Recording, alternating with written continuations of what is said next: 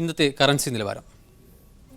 Saudi റിയാൽ 16.29, UAE ദിർഹം 16.63, Kuwait ദിനാർ 214.41, Bahrain ദിനാർ 162.07, Qatar റിയാൽ 16.78, Oman റിയാൽ 158.71.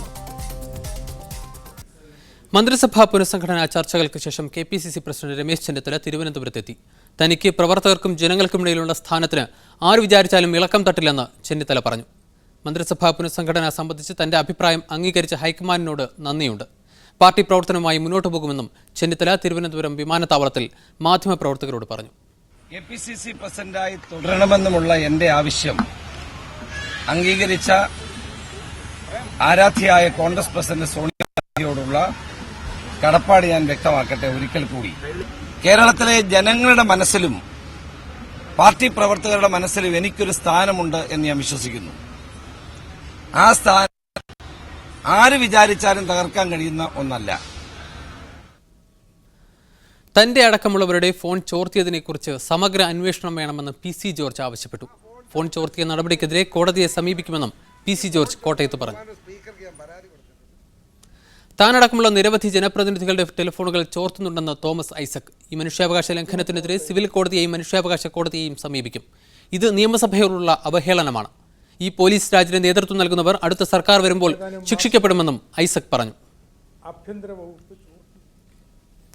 സ്വദേശി യുവതിയുടെ മരണവുമായി ബന്ധപ്പെട്ട് ആരോഗ്യവകുപ്പ് നാട്ടിലയക്കാതെ തടഞ്ഞുവെക്കപ്പെട്ട മലയാളി നഴ്സുമാർക്ക് മോചനം. മാസങ്ങൾ നീണ്ട നിയമ പോരാട്ടത്തിനൊടുവിലാണ് ഇവർക്ക് സ്വന്തം നാട്ടിലേക്കുള്ള വഴിയൊരുങ്ങിയത്. സൗദി ആരോഗ്യ മന്ത്രാലയത്തിന് കീഴിലുള്ള ദമാം മെറ്റേണിറ്റി ആശുപത്രിയിലെ ജീവനക്കാരായ 10 പേരാണ് കേസിൽ ഉൾപ്പെട്ടിരുന്നത്. ഇതിൽ 4 പേർ 8 മാസങ്ങൾക്ക് മുമ്പ് സ്വദേശിവൽക്കരണത്തിന്റെ ഭാഗമായി ജോലിയിൽ നിന്ന് പിരിച്ചുവിടപ്പെട്ടവരാണ്. 8 മാസങ്ങൾക്ക് മുമ്പ് ദമാം മെഡിക്കൽ കോംപ്ലക്സിൽ പ്രസവത്തെ തുടർന്ന് സ്വദേശി യുവതി മരിക്കാനിടയായ സംഭവത്തിൽ ഭർത്താവ് നൽകിയ പരാതിയെ തുടർന്നാണ് വിവിധ ഘട്ടങ്ങളിൽ രോഗിയെ പരിചരിച്ചവർ ഉൾപ്പെടെ പ്രതിയാക്കപ്പെട്ടത്. ഇതിലുൾപ്പെട്ട ലിജ രാജുവിനെ ജോലിയിൽ നിന്നും പിരിച്ചുവിടപ്പെട്ടിട്ടും നാട്ടിലയക്കാത്തതിന്റെ കാരണമന്വേഷിച്ചപ്പോഴാണ് തങ്ങൾ കേസിൽ പ്രതി ചേർക്കപ്പെട്ട വിവരം ഇവർ അറിയുന്നത്. എന്നാൽ ഇതിനെക്കുറിച്ച് വ്യക്തമായ വിവരങ്ങൾ നൽകാൻ അധികൃതർ തയ്യാറായില്ല എന്നതാണ് ഇവരെ കൂടുതൽ പ്രതിസന്ധിയിലാക്കിയത്. ഇതിനെ തുടർന്ന് സാമൂഹ്യ പ്രവർത്തക സഫിയ അജിത്തിന്റെ സഹായത്തോടെ അമീർ കോർട്ടിലും മനുഷ്യാവകാശ കമ്മീഷനിലും ആരോഗ്യവകുപ്പ് ഡയറക്ടർക്കും പരാതി നൽകി. ആദ്യമൊക്കെ കേസ് അവസാനിക്കാതെ നാട്ടിൽ പോകാൻ സാധിക്കില്ലെന്ന് വാശി പിടിച്ച അധികൃതർ ഒടുവിൽ ഇവരുടെ മൊഴി രേഖപ്പെടുത്താൻ തയ്യാറായി. തുടർന്ന് വകുപ്പ് തലത്തിൽ നടന്ന അന്വേഷണത്തിൽ ഇവർ കുറ്റക്കാരല്ലെന്ന് കണ്ടെത്തുകയായിരുന്നു. രോഗിയുടെ നിലയിലുള്ള വ്യത്യാസങ്ങൾ അപ്പോൾ തന്നെ ഡ്യൂട്ടിയിലുള്ള ഡോക്ടറെ അറിയിച്ചിരുന്ന രേഖകളാണ് ഇവർക്ക് തുണയായത്. ഏറെ അനിശ്ചിതത്വങ്ങൾക്കൊടുവിൽ റിലീസ് ലഭിച്ച ഇവരിൽ 2 പേർ നാളെ നാട്ടിലേക്ക് മടങ്ങും. ജോലിയിൽ നിന്ന് പിരിച്ചുവിടപ്പെട്ട മറ്റുള്ളവർക്ക് പുതിയ ജോലി കണ്ടെത്താനുള്ള അവസരവും നൽകിയിട്ടുണ്ട്. മാസങ്ങൾ നീണ്ട അനിശ്ചിതത്വങ്ങൾക്കൊടുവിൽ മോചനത്തിനുള്ള വഴി തുറന്നു കിട്ടിയ ആശ്വാസത്തിലാണിവർ. News desk media 1.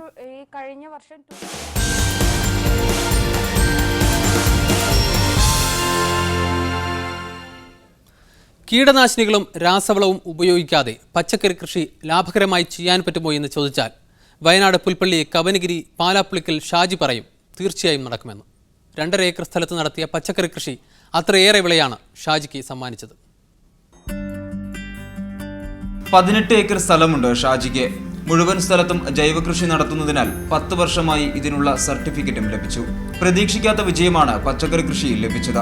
എന്നാൽ പൂർണ്ണമായും ജൈവിക രീതിയിൽ നടത്തിയ പച്ചക്കറി തോട്ടത്തിൽ നിന്ന് ക്വിന്റൽ കണക്കിന് തക്കാളിയും പച്ചമുളകും വഴുതനയുമെല്ലാമാണ് Shaji വിളവെടുത്തത്.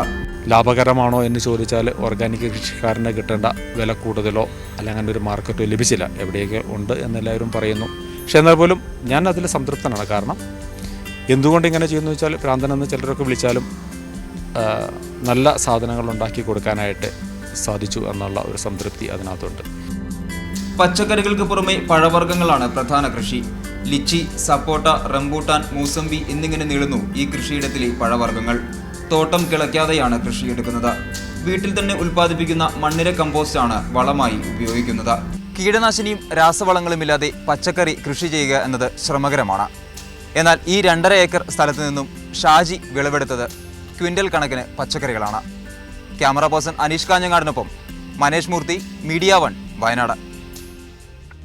Be positive from Bright Light. വിരൽ തുമ്പിലെ സൂര്യൻ ബ്രൈറ്റ് ലൈറ്റ്. പ്രധാന വാർത്തകൾ ഒരിക്കൽ കൂടി. സൈനിക മേധാവി അബ്ദുൽ ഫത്തഹ് അൽ സിസിയെ ഒഴിവാക്കിയുള്ള രാഷ്ട്രീയ പരിഹാരത്തിന് തങ്ങൾ ഒരുക്കമാണെന്ന് മുർസി അനുകൂലികൾ. മുർസിക്കെതിരായ പ്രക്ഷോഭങ്ങളെ ബഹുമാനിക്കുന്നു. എന്നാൽ ജനഹിത പ്രകാരമുള്ള ഭരണഘടന പുനഃസ്ഥാപിക്കണമെന്നും മുർസി അനുകൂലികൾ. ഈജിപ്തിൽ നടക്കുന്നത് കുരിശുദ്ധക്കാരും സെക്യുലറിസ്റ്റുകളും തമ്മിലുള്ള ഗൂഢാലോചനയുടെ ഫലമെന്ന് അൽ-ഖായിദ തലവൻ ഐമൻ അൽ സവാഹിരി. ജനാധിപത്യം കൈവെടിഞ്ഞ് ശരീഅത്ത് നടപ്പാക്കണമെന്ന മുർസിയോട് അൽ-ഖായിദയുടെ ആഹ്വാനം. തുനീഷ്യയിൽ സൈനികരുടെ വധത്തോടനുബന്ധിച്ചുള്ള പ്രതിപക്ഷ പ്രക്ഷോഭം തുടരുന്നു. സർക്കാരിനെ അനുകൂലിച്ചും പ്രകടനങ്ങൾ. സൗദി സ്വദേശിനിയുടെ മരണത്തെ തുടർന്ന് നാട്ടിൽ പോകാൻ കഴിയാതെ വന്ന മലയാളി നഴ്സുമാർക്ക് മോചനം 8 മാസം നീണ്ട നിയമ പോരാട്ടത്തിനൊടുവിൽ.